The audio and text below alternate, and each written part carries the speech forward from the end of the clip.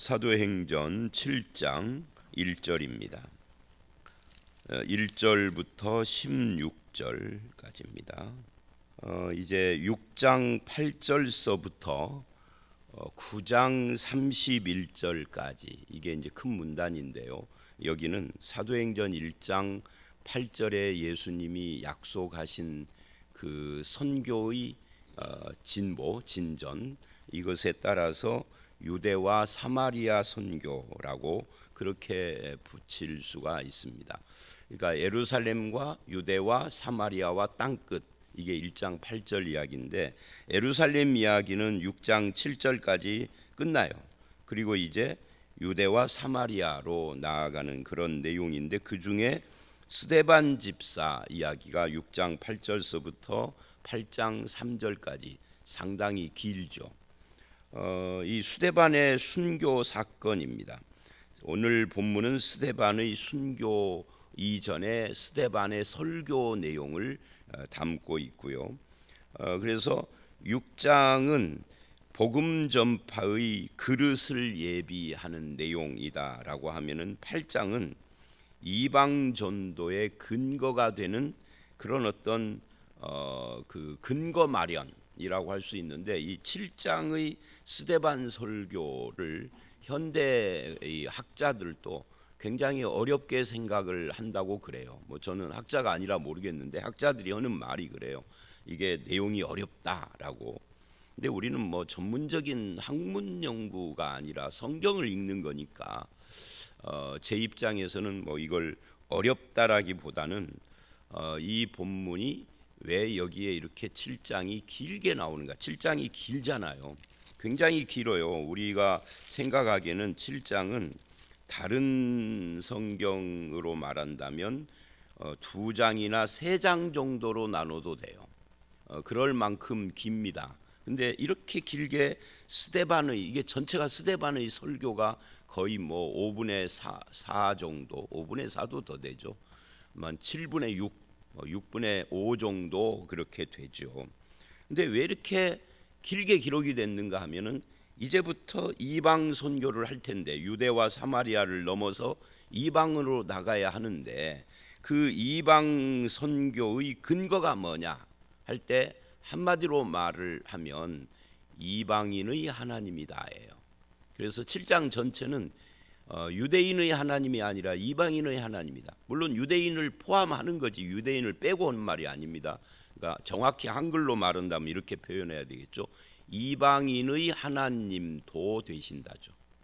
근데 유대인들은 원래는 그렇지 않았는데 이제 역사가 흘러가면서 유대인만의 하나님이라고 생각을 했어요. 그래서 이방인을 철저히 배제를 하고 이방인을 멸시하고 이방인의 전도 자체를 거부를 했죠.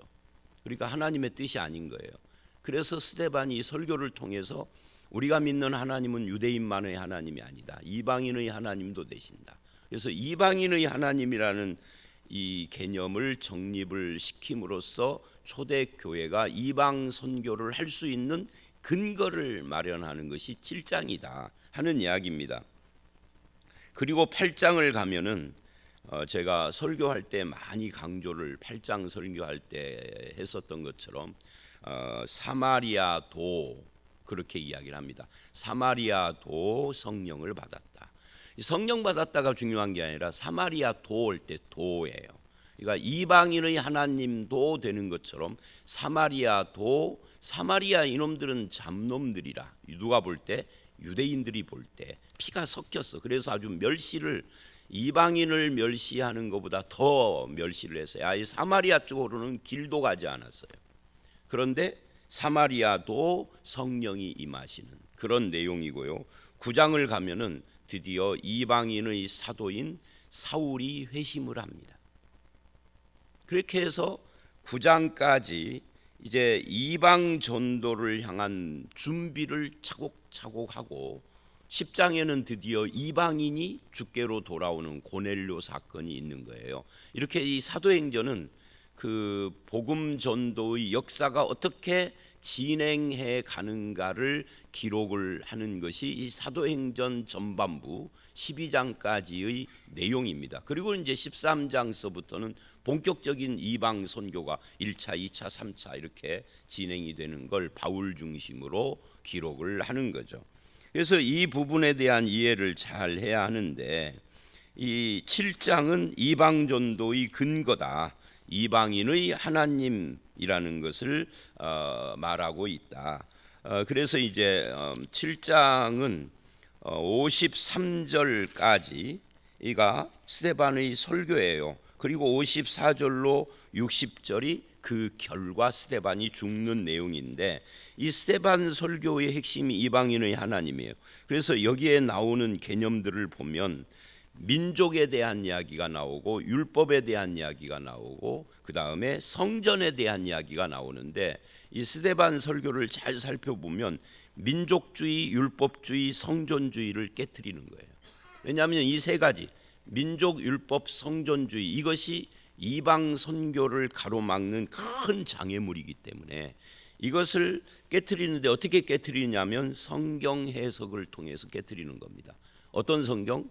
이때는, 스데반 때는 아직 신약이 완성되지 않은 때라 구약 성경. 우리가 생각에는 구약은 유대인 이야기고 신약 성경에 와야 이방인인 것처럼 보이는데, 스데반은 그러지 않아요. 구약도 이방인을 포함하는 하나님이다. 그러니 민족주의, 이건 잘못된 거다. 우리나라도 민족주의 있잖아요. 일본 이야기하면 부들부들 떨고, 뭐 가위바위보도 일본은 꼭 이겨야 된다고 그러고, 민족주의에서 나오는 거잖아요. 물론 이제 피해를 받기 때문에. 그러면서도 돈만 생기면 일본으로 또 여행을 가. 그 참 이상해요. 저 같은 이제 카메라 좋아하는 사람은 카메라는 전부 다 100% 일본 거야. 한국 건 없어요. 한국 건 뭐 삼성에서 만들었었는데 접었죠. 아, 이건 승산이 없다 하고. 일본이 워낙 견고하니까. 그래서 민족주의, 율법주의, 성전주의를 깨트리는 겁니다. 그래서 뭐를 하려고요? 이걸 깨트리고 온 인류의 하나님, 안 계신 곳이 없으신 하나님, 가나안 땅에만 계시지 않는 하나님. 그래서 이제 오늘 본문이 그 이야기를 아브라함으로 합니다. 오늘 본문은 아브라함이 초점이고요. 내일 본문 17절 이하에서는 모세 이야기가 주 내용입니다. 17절서부터 36절까지. 그건 이제 내일 보기로 하겠습니다. 자, 오늘 본문은 1절에 어떻게 시작을 하느냐면, 대제사장이 이르되 이것이 사실이냐, 이것이 사실이냐 하는 것은 어제 말씀하고 연결이 되는 거겠죠. 그리고 이 최근에 우리가 계속 봤던 것처럼 예수 이름에 대한 이야기를 쭉 했었는데, 어제 말씀 12절로 15절을 보면 이 백성과 장로와 서기관들을 충동시켜 와서 잡아가지고 공회에 이르러 거짓 증인들을 세웁니다. 그 거짓 증인들이 뭐라고 하느냐면, 이 사람은 스데반이죠. 스데반이 이 거룩한 곳, 거룩한 것이 뭐예요? 성전이죠. 거룩한 곳과 율법, 아까 제가 말했죠. 민족주의, 율법주의, 성전주의라고. 아직 민족 이야기는 안 나왔지만 율법주의와 성전주의가 여기 지금 나오는 겁니다. 이 거룩한 곳과 율법을 거슬려 말하기를 맞이 아니하는도다. 그의 말이 이 나사렛 예수가 이곳을 헐고, 성전을 헐고, 이게 어디에 나오는 이야기죠? 요한복음 2장에 나오는 이야기입니다. 너희가 이 성전을 헐어라, 내가 3일 만에 지으리라. 결국 예수님 말한 성전을 헐고 3일 만에 짓는다는 것은 예수님이 성전이시다 하는 것을 말하는 거예요. 3일 만이 뭐죠?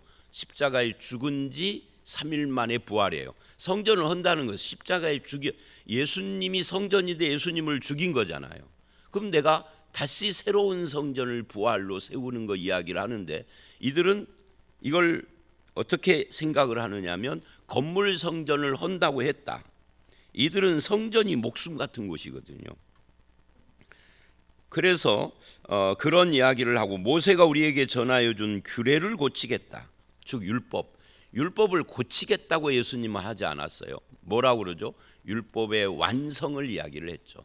율법의 강령을 이야기를 하고, 하나님 사랑, 이웃 사랑이라고 그렇게 이야기를 했죠. 그리고 사도들은 율법을 고친 것이 아니라 예수님이 십자가의 죽음으로 율법의 정죄를 완성을 한 거죠. 그래서 더 이상 예수 안에서는 이제 우리가 의로운 자가 돼서 이제 율법의 규례에 얽매이는 것이 아니라 율법의 정신이 완성된 거죠. 해방된 거죠. 근데 하여튼 이렇게 왜곡을 합니다. 그래서 대제사장이 이거 사실이냐 하고 물은 거예요. 그랬더니 스데반이 사실이다 아니다 말하지 않고 쭉 성경을 이야기하는데 놀라운 겁니다. 왜 놀랍냐면 저는 목사지만 지금 새벽 기도에 짧은 본문을 가지고 성경을 읽어가면서 설명을 하는데 그 당시에는 성경을 개인이 소지하기가 힘들었다고요. 왜냐하면 구약 성경만 해도 마차 한 대분인데 이걸 어떻게 갖고 다녀요? 또 돈 없으니 있지도 않고 해당에나 있는 것을 가서 읽거나 듣거나 한 것이 전부고 어렸을 때 암송 교육 이런 거 한 거거든요. 근데 유대인들은 이 성경 내용에 대해서 정통한 거예요. 다만 그것을 가르치는 사람들이 왜곡시키는 거죠. 근데 스데반은 구약 성경 아브라함 모세 이런 이야기들을 아주 정확하게 이해를 하고 나아가서 정확을 떠나서 넘어서서 그 의미까지 꿰뚫은 거예요. 그러니까 얼마나 놀라워요.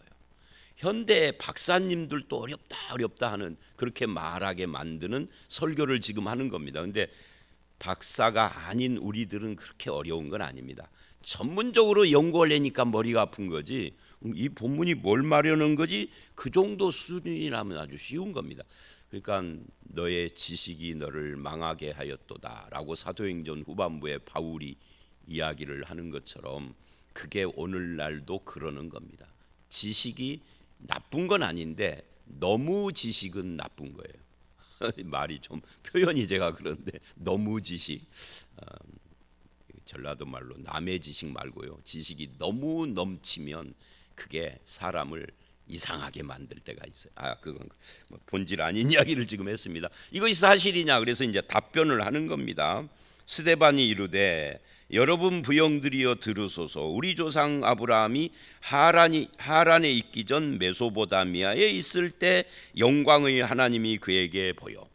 이게 핵심입니다. 이 아브라함 이야기의 첫 번째 핵심. 그게 뭘 것 같아요, 여러분? 메소포타미아에 있을 때예요.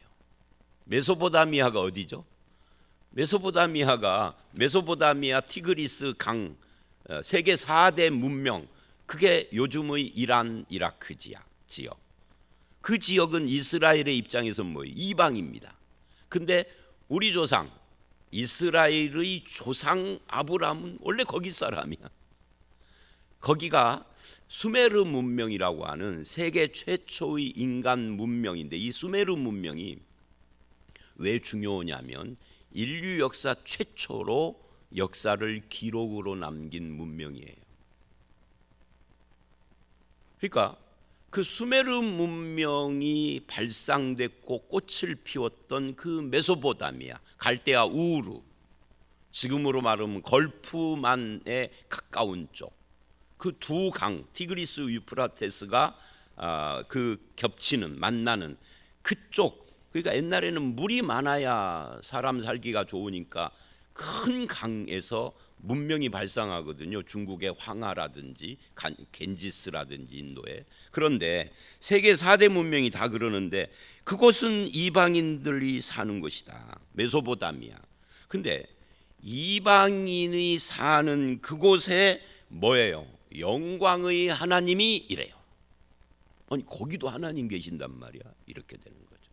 근데 스데반은 성경을 꿰뚫은 거예요. 우리는 아브라함의 촉이 그러면 우리는 뭐에 관심이 많습니까? 한국 사람들은 무속적 영향을 자기도 모르게 많이 어렸을 때부터 받았기 때문에 아브라함 그럼 복부터 생각해. 그죠? 근데 스데반은 복 이야기 않고요. 메소포타미아 있을 때 그곳에 나타난 하나님, 이방 땅에도 계시는 하나님 이런다고요. 게임 끝나버린 거죠 이걸로. 한국에도 계시는 하나님, 우리 한국 사람들은 당연하지만 유대인들에게 이렇게 말하면 깜짝 놀라는. 한국에도 하나님 믿는 사람이 있어? 있죠. 유대인들은 이해가 안 되는 거예요. 지금은 안 그러겠지만 이 당시에는 아니 어떻게 하나님이 이방 땅에 있단 말이에요. 아니 우리 조상이 메소포타미아에 살았던 사람이라고? 그들은 성경을 읽었지만 그걸 생각을 않는 거예요. 아브라함도 유대인 입장에서는 이방인이야. 근데 그들의 조상이에요 그게. 한번 생각을 해보세요. 한국 사람에게 당군이 일본 사람이 하는 거고 똑같아. 그죠? 너네 조상 당군이 원래 일본에서 왔어 이러면 난리 날 거예요 아마 우리나라. 그런데 이건 나 같은 아무것도 아닌 사람이 말하면 웃고 끝나지만 윤석열 대통령 같은 대통령이 이 말하면 이제 광화문에 그냥 몇만 명씩 모여서 난리를 칠 겁니다 아마. 그런 거 똑같은 말을 지금 하는 겁니다. 그러니까 스데반을 죽이려고 하는 거죠. 근데 그게 성경으로 사실이에요. 우리 성경 다 알잖아요. 아브라함 이야기. 갈대아 우르에서 불렀다는 거. 거기서 누가 불렀어요? 하나님이 불렀어요. 그럼 하나님이 거기 있었던 거죠. 이방 땅에 계시는 이방인의 하나님이에요. 그러니까 아브라함의 하나님을 다른 말로 하면 유대인 입장에서 말하면 이방인의 하나님이에요. 근데 그것이 그 이방인이 자기 조상이에요. 자, 이렇게 놓고 보면 민족주의라는 것이 허무한 거죠. 사실은 여러분 우리가 일본 놈 항상 그래요. 한국분 일본 놈 그러는데 일본 놈이라고 하는 일본 사람도 잘 생각해 보면 우리하고 많이 섞였을 거예요. 섞였으니까 얼굴이 비슷하지. 그 글자가 비슷하잖아요. 아니 쓰는 건 다른데 문법이 우리나라처럼 내가 뭐뭐 했다가 그 뒤쪽으로 가는 그 똑같은 문법 체계를 가진 이유가 뭐겠어요? 우리가 인정하기가 싫지만 일본하고 우리하고 조상이 거의 쭉 위로 올라가면 비슷했다는 이야기죠. 자, 그러니까 이걸 지금 가지고 너네들의 생각이 잘못된 거다. 그 민족주의 잘못된 거다. 하나님에게는 민족주의가 없다. 하나님에게는 모든 사람이 다 하나님이 창조한 하나님의 형상이에요. 인간은 똑같다. 그 이야기를 지금 스데반이 하는 겁니다. 이르시되 내 고향 친척을 떠나 내가 내게 보일 땅으로 가라. 그게 지금 유대인 너네들이 살고 있는 이 가나안 여기야.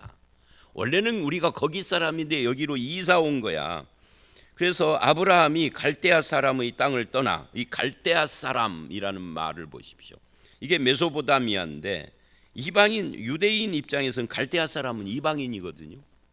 근데 그 땅에 원래 살았는데 떠나 하란에 거하다가, 하란은 어디예요? 하란은 지금의 터키 동남부 쪽입니다. 쿠르드족이 사는 곳이에요. 그 유명한. 저는 이 하란을 가봤었어요. 진짜 황무지예요. 그냥 보이는 것은 나무도 별로 없는 그냥 누런, 우리로 말하면 황토 집도 황토로 지어가지고 땅 지상에서 밑으로 들어간 곳에 있더라고요. 근데 들어가 보니까 야, 집들이 겉으로 보기에는 그냥 흙집인데 안에가 얼마나 넓은지 별거 다 있더라고요. 하여튼 그 하란 거기도 이방 땅이야. 지금의 터키 지방. 그의 아버지가 죽음에 하나님이 거기서 너희 지금 사는 이 땅으로 옮겼느니라. 그래서 5절까지 5절에 보면 이래요. 그러나 이 땅으로 옮겼지만 여기서 발붙일 만한 땅도 유업으로 주지 않고 원래는 가나안 땅이 우리 거 아니었다는 이야기죠. 이방인들이 살던 곳이다. 다만 하나님이 아직 자식도 없는 아브라함에게 약속으로만 주신다고 했다. 자, 이 2절로 5절 이스라엘의 조상 아브라함은 이방인이었다. 하란도 이방 땅이었다. 원래부터 혈통적으로 이방인과 이스라엘이 나누어진 것 아니다. 원래 우리도 갈대아 사람과 같은 혈통을 가진 사람이었다라고 하는 거예요. 그래서 이방 땅에도 영광의 하나님이 찾아오시고 3절 그를 이방 땅에서 부르시고 4절 네가 거하는 이곳으로 인도하신 분도 하나님이시다. 그리고 이 땅은 약속만 해 주신 거다. 여러분 여기까지 어려움 없죠? 그런 이야기입니다. 핵심은 이방의 하나님이에요. 그 다음에 6절 7절을 보십시오. 이렇게 말을 합니다. 하나님이 또 이같이 말씀하시되 그 후손이 다른 땅에서 나그네 되리니. 이 다른 땅이 어디예요? 애굽 이집트입니다. 애굽 땅에서 나그네 된 것도 그 뭐예요? 하나님의 뜻이다 하는 이야기입니다. 하나님의 인도하심이다 하는 이야기예요. 거기서도 하나님이 역사하셨다는 거예요. 그래서 400년 동안 종으로 삼아 괴롭게 하리라 이 말은 뭐예요? 이스라엘이 어쩌다가 애굽에 간 게 아니라 하나님이 그쪽으로 인도해 가신 거예요. 내용을 디테일하게 들어가면은 뭐 요셉이 팔리고 흉년이 들고 이제 그 이야기 뒤에 나옵니다만은 야곱이 어쩔 수 없이 각오했지만 그 배후에는 그 인간들의 그런 복잡한 인간관계 배후에는 하나님이 계신다는 거예요. 하나님이 애굽 땅으로 인도했어요. 애굽 땅에서 어떻게 됐어요? 70명이 200만이 되지. 인큐베이터. 그러니까 애굽에서도 역사하시는 하나님 이야기를 지금 하고 있는 겁니다. 우리는 애굽 그러면은 이방 땅이라고 그러는데 하나님은 거기에서도 역사하셨다. 그래서 8절 이제 할례의 언약을 아브라함에게 주셨더니 그가 이삭을 낳아 여드레 만에 할례를 행하고 이삭이 야곱을, 야곱이 우리 12조상을 낳았다. 결국 민족 혈통이라는 것이 뭐냐 하는 거예요. 이스라엘이라는 이 혈통, 아브라함의 혈통 그거 아니다 하는 거예요. 여기서 이스마엘도 사실은 아브라함의 자손이죠. 근데 이스마엘은 이스라엘이 아닙니다. 그죠? 야곱만 이스라엘이죠. 그러니까 아브라함의 혈통인데 왜 이스마엘은 이스라엘이 아니냐 하는 거예요. 결국은 이스라엘이 되는 것은 혈통의 문제가 아니다는 거예요. 하나님의 택하심의 문제이다. 그런 이야기죠. 아브라함의 육신의 능력, 아브라함의 육신의 능력 중에 어떤 것을 말하느냐 하면 생식의 능력입니다. 자식을 낳는 그 생식의 능력으로 난 자가 이스마엘이에요. 근데 이삭은 아브라함의 생식의 능력이 죽었을 때 낳았어요. 그게 뭐죠? 할례죠. 할례라는 말을 제가 하도 많이 말을 해서 이제 귀딱지가 앉으실 텐데, 할례를 이스라엘은 굉장히 중요하게 여기지만 실제 원래 아브라함에게 주신 성경 최초의 할례는 죽음입니다. 너의 생식의 능력이 죽었다. 그런데 내년 이맘때에 너에게서 사라를 통해서 아들이 날 거야 라고 했는데 나왔어요. 아니, 생식의 능력이 죽은 남자와 폐경이 오래전에 와버린 사라, 아브라함은 100살이고 사라는 90살인데 어떻게 아들이 낳느냐고. 죽은 몸에서 하나님께서 하셨다 그 말이에요. 그러니까 이 할례가 중요한 것은 바로 그런 거예요. 인간의 생식의 능력이 아니고 혈통의 문제가 아니다. 그럼 뭐냐? 하나님의 약속으로 된 것이다. 하나님의 능력이요 하나님의 약속이다. 그래서 이스라엘은 뭐예요? 혈통이 아니라 언약의 백성이다 그러는 거. 그러면은 누구나 다 이 언약에 참여하기를 원하고 하나님의 언약 안으로 들어오면 혈통과 상관없이, 얼굴 피부 색깔과 상관없이 다 아브라함의 자손이요 하나님의 언약 자손이 되는 거죠. 이게 신약에서 하는 말이 아니라 구약이 하는 말이라고요. 그래서 여러분, 여호수아와 누구죠? 갈렙. 이것도 우리 교회에서 제가 한때 많이 설명을 했었어요. 갈렙은 누구죠? 갈렙의 혈통을 따지면 그나스 족속이에요. 이스라엘이 아니요. 그런데 이스라엘의 딱 두 명 있는 믿음의 용사예요. 하나는 이스라엘, 하나는 안 이스라엘. 그러니까 50대 50인 거예요. 이 믿음의 용사가. 사사기에 보면은 첫 번째 사사가 나옵니다. 온니엘이라고. 이게 누구예요? 갈렙의 동생이에요. 이방인입니다. 이방인. 사사가 뭐예요? 사사가 오늘날로 말하면 대통령이에요. 그 당시에는 왕이다 그 말이에요. 그런데 이스라엘의 첫 번째 왕, 즉 사사가 이방인 출신이요. 이방인으로서 유대교에 귀화를 한, 말하자면 개종을 해서 하나님 믿기로 언약 안에 들어온 사람이에요. 그러니까 인간들은 너네 민족, 우리 민족, 일본 놈, 중국 놈, 한국 분 이러지만 하나님 보시기에는 다 같이 하나님이 창조한 형상, 하나님의 피조물이고 인간인 겁니다. 그거 지금 이야기하는 거예요. 이스라엘은 혈통이 아니다, 언약이다. 할례 언약 안에 있으면은 누구나 다 이스라엘이다. 그리고 9절, 여러 조상이, 이제 여기서는 이제 듣는 이스라엘 사람들이 8절까지만 해도 빈정상했는데 9절에서 이제 빈정이 확상한 겁니다. 왜죠? 너희가 그렇게 조상을 찾고 이스라엘 혈통 찾는데 너네 조상이 저지른 일이 뭔 줄 알아? 요셉을 시기하여 애굽에 팔았더니 그래요.